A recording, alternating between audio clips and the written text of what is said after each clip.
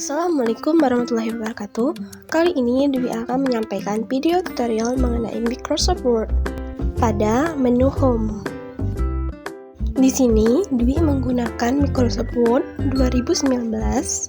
Sebelum itu, kalian harus mengetahui fungsi dari indent, yaitu untuk menggeserkan paragraf ke sisi kiri atau kanan. Juga bisa untuk menggeser paragraf ke atas dan ke bawah. Pertama, kita masuk ke grup clipboard. Yang pertama di grup clipboard adalah cut, berfungsi untuk memotong paragraf atau objek yang berupa gambar, tabel, garis, maupun shapes. Baiklah, selanjutnya adalah copy, yang berfungsi untuk menyalin teks ataupun objek yang berupa tabel, gambar, garis, maupun shapes. Selanjutnya adalah paste, digunakan untuk menempelkan teks ataupun objek yang telah di-copy atau di-cut sebelumnya.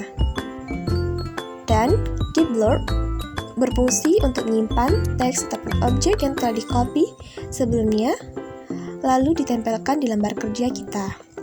Oke, yang terakhir di dalam grup clipboard adalah format printer.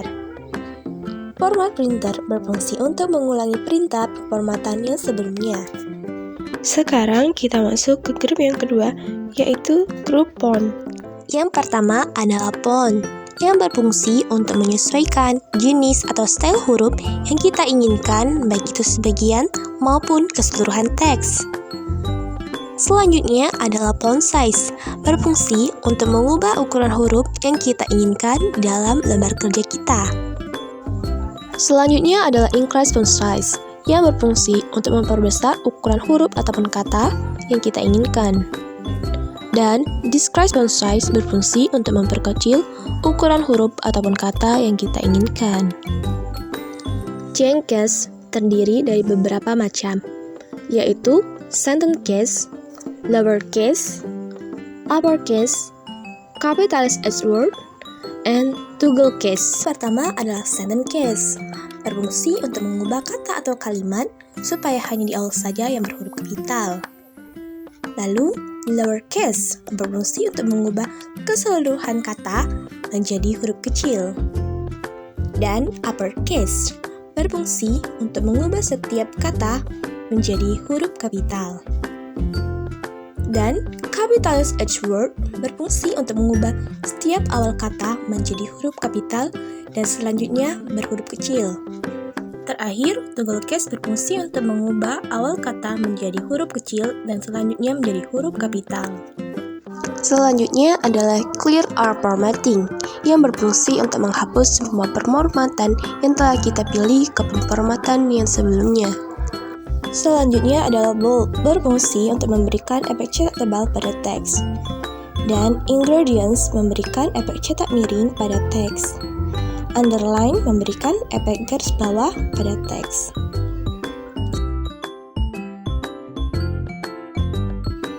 Dan striker berfungsi untuk memberikan efek coretan pada teks.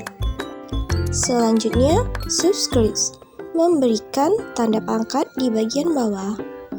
Dan superscript memberikan tanda pangkat di bagian atas. Selanjutnya, text effect and typography berfungsi untuk memberikan efek warna dan gaya tulisan pada teks. Lalu, text highlight color memberikan efek stabilo pada teks. Dan font color berfungsi untuk mengubah warna pada teks yang kita inginkan. Sekarang kita masuk ke grup yang ketiga, yaitu paragraf. Yang pertama adalah bullets. Bullet berfungsi untuk memberikan tanda pada paragraf yang dapat berupa lingkaran, kotak, centang, atau yang lainnya. Bahkan, Anda bisa menambahkan foto Anda sendiri. Selanjutnya adalah numbering, yang berfungsi untuk memberikan penomoran pada paragraf supaya lebih berurutan. Dan multi-level list untuk membuat daftar atau penomoran berurut pada paragraf. Selanjutnya, align left berfungsi untuk meratakan tulisan pada sisi kiri.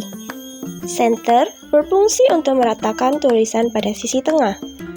Dan align right berfungsi untuk meratakan tulisan pada sisi kanan. Dan justify adalah meletakkan tulisan pada sisi kanan dan sisi kiri. Decrease indents berfungsi untuk menggeser paragraf ke sisi kiri, dan increase indents berfungsi untuk menggeser paragraf ke sisi kanan. Lalu, left to right text direction berfungsi untuk menggeser paragraf ke margin kanan. Dan right to left text direction berfungsi untuk menggeser paragraf ke margin kiri. Sort berfungsi untuk mengurutkan huruf sesuai abjad. Jika Anda memilih ascending, maka akan diurutkan dari A ke Z. Dan jika Anda memilih descending, maka akan diurutkan dari Z ke A. Line and paragraph settings berfungsi untuk memilih berapa banyak ruang yang muncul antara baris atau paragraf.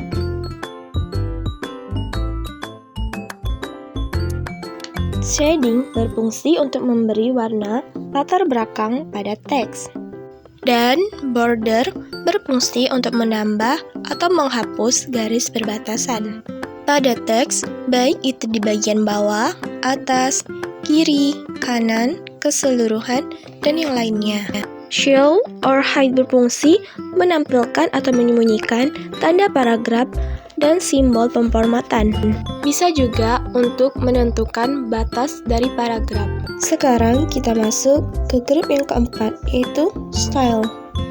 Di sini berisikan gaya-gaya atau style untuk pemformatan dalam membuat judul tulisan. Sekarang kita masuk ke grup yang kelima, yaitu editing. In berfungsi untuk mencari teks atau konten di dalam dokumen. Replace berfungsi untuk mencari teks yang ingin diubah dan diganti dengan kata yang lain. Di sini saya mengganti kata bermanfaat menjadi kata berguna. Dan select berfungsi untuk memilih keseluruhan kata atau objek yang terdapat di dalam dokumen. Baiklah, sekian video dari Dwi. Semoga bermanfaat dan sampai jumpa di video selanjutnya. Wassalamualaikum warahmatullahi wabarakatuh. Sampai jumpa, dadah.